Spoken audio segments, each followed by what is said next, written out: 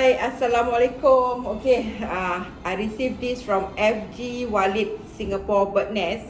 Okay, truth be told, actually last time I used to order all these FG Walid punya bird nest, and I buy it in carton. But because bila I order, yang minum rumah ni ramai, dia satu hari minum berapa kali, and when it's cold, it's really very nice. I will buy one carton with all the flavours. Then my favourite is this honey longan. And this one is the aloe vera and rock sugar. They are all equally nice. And this one is the red dates and wolfberry. I used to buy, I think, these three flavor. And this three is new. Yang ini Tokat Ali. Yang ini I think is yang Kacik Fatima. I think it's good for ladies. And this one is Luo Han Guo dengan longan. So I'm going to try yang I tak pernah try. Yang ini memang I tak payah cakap lagi. Is really makcik recommend. Okay, so I'm going to try the Luo Han Guo. Bismillahirrahmanirrahim.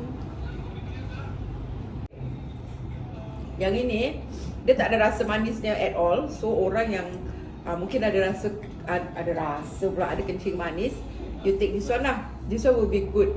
Oh betul, no added sugar.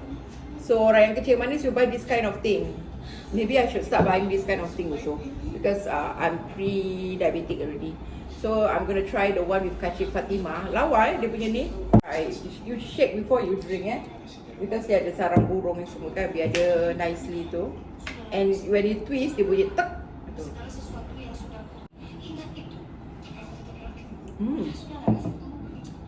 This is good. And this is 250 ml. Yang ini I nak suruh my husband minum. Come ni, minum. I bukakan. So, Bismillahirrahmanirrahim.